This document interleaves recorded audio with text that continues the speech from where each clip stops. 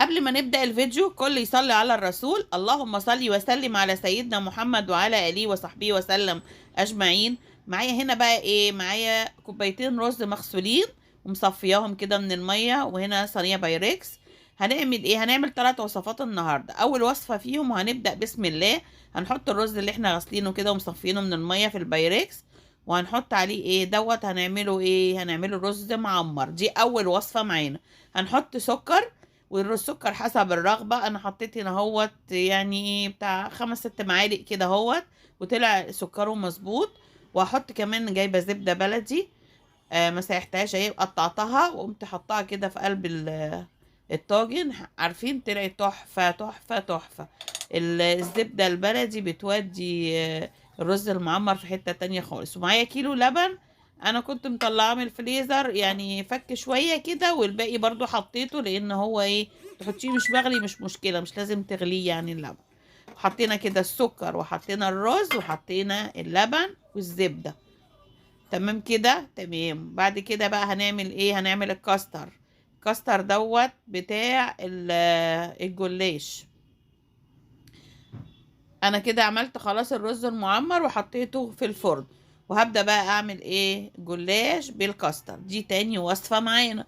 عملته معاكم قبل كده اللي متابعيني. ده الكاستر. انا حاطه دلوقتي بتاع نص كيلو لبن كده، كل ده على البارد لسه ما ولعتش النار. واحط 3 معالق كاستر كبار مليانين، واحط عليهم سكر، والسكر حسب الرغبة. انا حطيت عليهم 4 معالق سكر، وكان سكره إيه دلع شوية، مش مسكر قوي، وده كان حلو عشان ما كنتش عايزة الحاجة مسكرة قوي. حطيت اللي عايزة تزود تزود بقى 6 معالق سكر، تطلع سكره زيادة. ده كده كان سكره يعني ايه، معقول بالنسبة لنا بصراحة. وقلبت قلبت كده على البارد، وبعد كده في الاخر قمت ايه، مولعه النار. شايفين اهو، قمت مولعه النار بعد ما دوبت السكر والكاستر في اللبن. ده نص كيلو لبن دوبته. بعد كده بقى انا محضره بقى ايه الجلاش، ومحضره صينيه وحاطه فيها معلقتين. بص بقول لكم، بص ابتدى يكبد اهو. بتفضلي تقلبي تقلبي. انا قلبته بالمعلقه بصراحه، انت ممكن تقلبي بالمضرب عشان ما يكلكعش. انا قلبته بالمعلقه وما شاء الله ما كلكعش. معايا بقى صينيه حاطه فيها زبده من تحت في ارضيه الصينيه. وادي الكاستر بتاعنا كريمي وجميل زي ما انتم شايفين كده. ومعايا لفه جلاش كامله. هنا بقى عبال ما عملت الكاستر كان الرز المعمر، بصوا ما شاء الله طلع تحفه. شايفين الزبده البلدي بقى ايه، خلت الوش وكيلو اللبن بقشطته. يا ما شاء الله اللبن ده بيطلع قشطه ما شاء الله. بجيبه من واحده بتاعت من فلاحين يعني، بتبقى القشطه بتاعته ما شاء الله. حطيته بالقشطه بتاعته، عشان كده ما حطيتش قشطه خارجيه. استكفيت بكيلو القشطه، بكيلو اللبن بالقشطه بتاعته. وابتدي بقى ايه، اوزع الجلاش بتاعي زي ما احنا زي ما احنا بنعمل مع بعض. متابعيني اللي متابعيني من زمان وعارفين، واهلا وسهلا بالمتابعين الجديد اللي هلوا واشتركوا معانا في القناه. عيلتنا هتكبر ومش هتكبر الا بيكم حبايب قلبي. كل اللي اشترك معانا اهلا وسهلا، وعلى راسي من فوق. شرفتوني ونورتوني، وان شاء الله تبقى وصفاتنا تعجبكم وقناتنا تعجبكم. ما تنسوناش بقى طبعا لو وصلتوا لغايه هنا حطوا اللايك. فين اللايك بتاعنا؟ دي تاني وصفه معانا. عملت 3 وصفات في يوم واحد. نشاط بقى، لقيت الدنيا ساقعه والواحد مكسل، قلت ما اقوم بقى ايه، اعمل حاجات كده، حاجة حلوة. وعملت كمان وصفة ثالثة وهقول لكم هي. حطيت كده الكاستر في النص 9 ورقات، وبعد كده حطيت بقى الكاستر وعليهم زبيب وجوز الهند وسوداني او بندق زي ما تحبوا انتوا بقى اللي عندكم. ما عندكم زبيب بس ماشي، جوز الهند بس وزبيب ماشي، سوداني بس ماشي، بالكاستر بس برضو ماشي. انا حبيت ادمج كله مع بعضه وطلع طعمها حلو. خلاص كده حطيت الجزء الاولاني وحطيت الحشوه بتاعتي.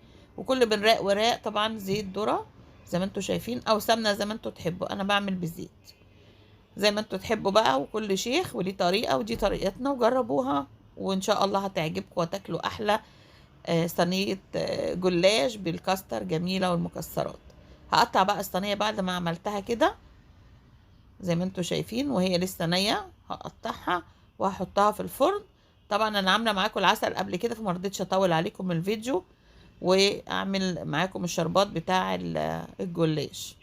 هو عليهم كوبايه ونص ميه، عليهم كوبايتين سكر. طبعا برضو ما سكرتوش قوي، وليمونه وفانيليا. هنا بقى العدس بتاعنا الجميل، دي تالت وصفه. عملته ازاي؟ معايا نص كيلو عدس اصفر ويدفينا بقى في الشتاء الجميل ده، ومعايا ملح وكمون وسبع بهارات وفلفل اسمر وكوبيبه صيني، ومعايا جزرتين وتوم وبصلايه الميه بتاعتنا انا غاسله طبعا العدس ومصفياه، هحطه. الباقي ده برضو هحطه برضو ما تخافوش. وهحط التوابل بتاعتنا والجزر والبصل والطماطم والثوم. تمام كده. هحط بقى على النار الحله بتاعتنا عشان العدس بتاعنا بقى ايه يغلي ويستوي معانا. العدس ده انا ولعت عليه قبل ما اعمل الجلاش. هنا خلاص العدس بتاعنا استوى واستهدى كده شويه، كان سخن قوي. سبته لما هدي كده نص ساعه، وبعد كده ابتديت بقى اضربه في الخلاط عشان ما يبقاش سخن قوي على الخلاط. ممكن تضربيه بقى بهاند بلندر، بخلاط، انا بستسهل بصراحه بالخلاط اسهل يعني. هنا بقى هعمل ايه؟ هعمل تكايه للعدس بقى. انا طبعا ضربته في الخلاط. هنا هجيب 3 معالق زبده كده اهوت. وكان الاكل طعمه جميل قوي بالزبده البلدي. هي على فكره يا جماعه صحيه عن السمنه المهدرجه دي. جبت 3 معالق زبده، بس طبعا انا كنت لسه مسيحاها مش في البطرمان، فكانت سايحه عبال ما جبتهم يعني. وهنا توم، عملت 5 6 فصوص توم كده ومعلقه كزبره عليهم، وقمت محمراهم. مش تحمير قوي يعني، يعني كده ادوا لون اصفر كده. وقمت ضايفه عليهم العدس بتاعنا بعد ما ضربته في الخلاط. عملت شفشق بالتومه ديت، وشفشق تاني حمرت شعريه بالزبده البلدي برضو، وقمت حاطه عليها العدس. عملت حلتين، اللي عايز من ده ياكل واللي عايز من ده ياكل. عشان انا مش بحبه بالثوم عملته بالشعريه، وجنة بتحبه بالشعريه عشان تاكله بالمعلقه. اما التاني ده بقى شوربه، نسقي فيه عيش، تسقوا فيه عيش بقى تشربوا شوربه كده اهوت. كان جميل قوي ودفنا وجميل في الشتاء. العدس جميل في الشتاء، في الهنا والشفا. هنا خلاص انا عملت، بصوا اهو، ده الشوربه وده ابو شعريه. ده اما حمرت الشعريه حطيت عليها العدس.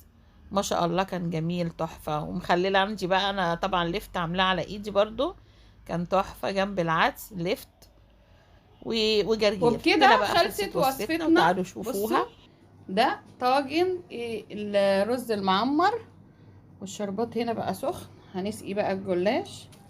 بسم الله الرحمن الرحيم. ده الجلاش بالكاستر اللي عملته معاكم قبل كده، بس عملته المرة دي وصورته برضو معاكم اهو. الشربات سخن والصينية باردة، لازم تكون حاجة سخنة وحاجة باردة. والعدس المدخن الجميل، واحد عدس شوربة وعدس بشعرية، واللفت برضو انا عاملاه في البيت. وده كان يومنا، ودي كانت وصفاتنا، وكل شيخ وليه طريقة. وبقى عايزاكم بقى تحطوا لايك، واللي ما اشتركش في قناتنا يشترك. شايفين الطاجن المعمر؟ استنى ما اقطع واوريكم. تسلم ايديك. بصوا نقطع بقى. هو طبعا اول حاجه انا عملته هو كان الرز المعمر، برد عشان هو حلو.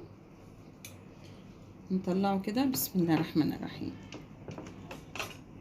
واو، شايفين اهو، شايفين اهو. ندوق طعمه بقى.